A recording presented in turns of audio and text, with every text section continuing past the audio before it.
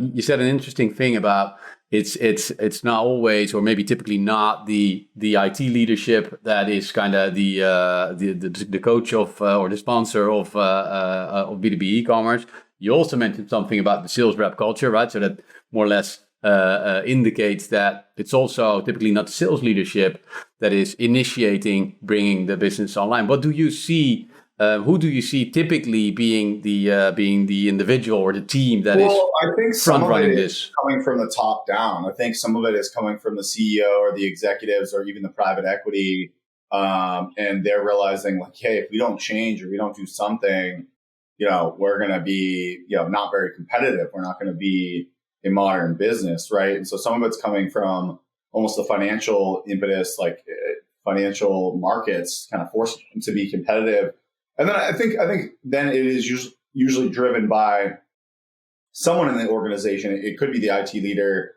I'd say it usually falls into three buckets: either the IT leader, potentially someone on the marketing side, but usually I think in B2B that they're less marketing focused, so it's probably on the IT side, and then it potentially could be on the sales leader as well. So it usually falls into one of those three buckets. But I don't necessarily think that they're always the ones initially driving everything forward. Sometimes they're taking orders from above them, which is coming from like the executive, maybe ownership layer.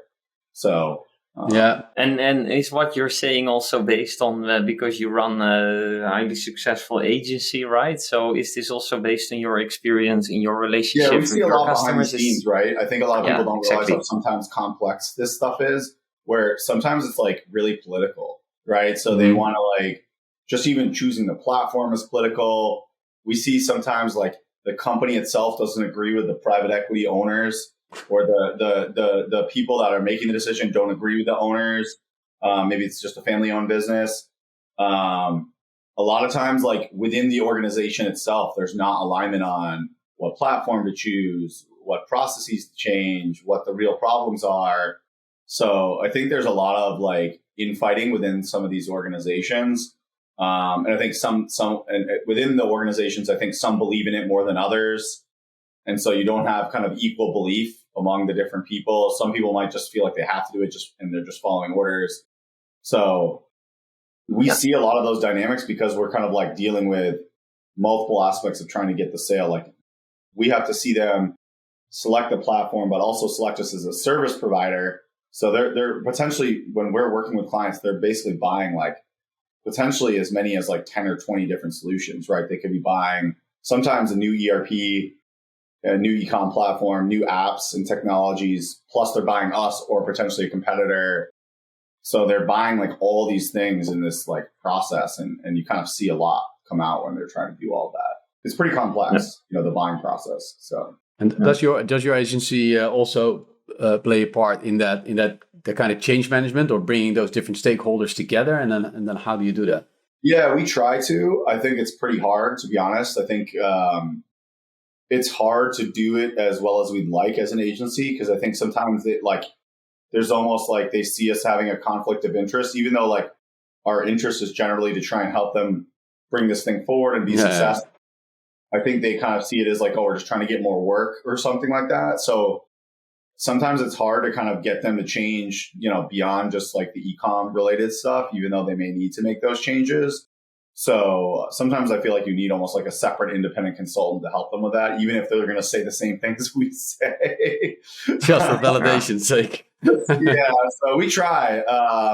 To say that we necessarily always do an amazing job of that, I think it's just a challenge when you're kind of like also doing the work itself, Yeah, it's hard. And we recognize that too, right? We as a vendor also speak with different stakeholders, and we also see sometimes stakeholders, sales leaders who are front runners in some cases struggle to get the rest of the organization on board, or right. And we have the same thing. We are obviously we are biased. So it's also difficult for those buyers to kind of rely on us or to get us too much involved. So we have a similar kind of struggle there to yours. Yeah, there's a balance there. It's hard to. I don't think anyone is perfect.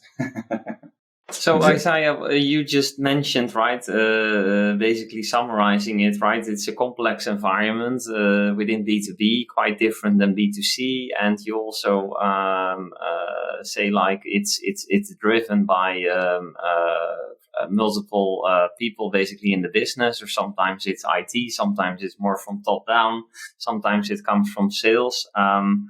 What is when you have the conversation with these B2B companies? What is what do you say to them in terms of B2B e-commerce? Why should they start with this, or how do you do this? Can you tell a little bit more about that? Yeah, that's a great question. I think actually Paul DeForno is probably one of the best at explaining this, so I'm kind of stealing a little bit of his talk that he did. But I think it's a multi-layer effect, and I think that's why companies have a really hard time valuing it or even putting the right amount of dollars into it, is because they look at it as purely the dollars going through the channel. And I think that's a bad way to look at it. I think it's a multi-layered effect where it's going to potentially make you more efficient for those orders online, right? You're getting people placing the orders. Maybe it goes directly into your ERP, doesn't require as much hand holding. So you get some efficiency on the orders.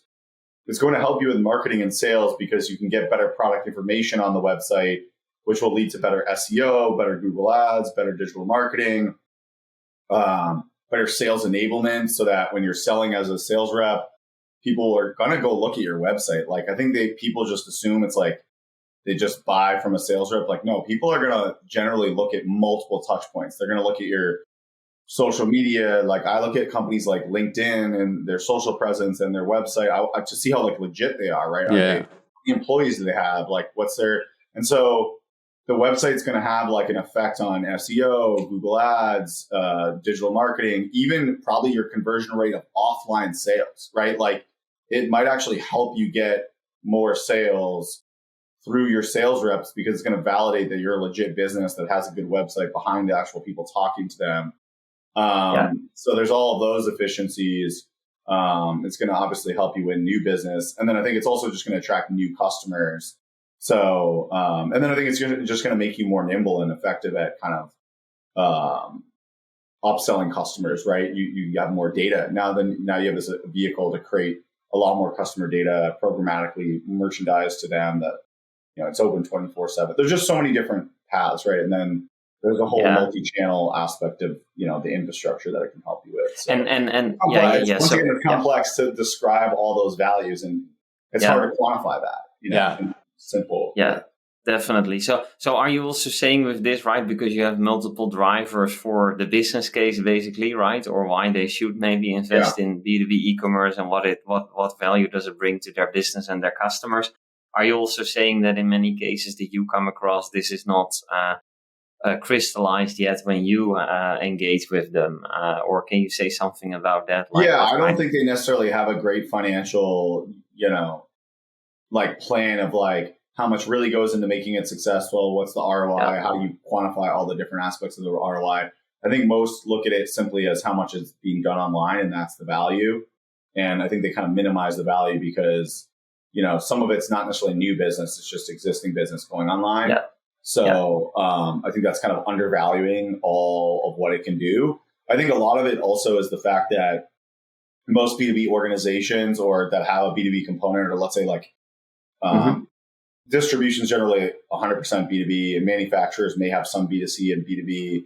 I think they're generally, especially distributors, are historically not good at marketing. So, and I would say the same is probably true for a lot of manufacturers as well. And so they've gotten away with kind of like more direct sales. Well, I think that they need to come to terms that the direct sales is no longer that effective. Like, it's really hard to cold call. It's really hard to do cold outreach without some sort of, marketing enabled, aspect to it, right? Like hey, check out my podcast. Maybe that's an app. And so marketing now plays, I think, a much, much bigger role into sales than before. And I think that's where B2B companies are kind of missing the mark, is because they're so kind of behind from a marketing maturity level. They have a hard time seeing all this value because they just don't know much about it. Some of them don't even have a real marketing leader.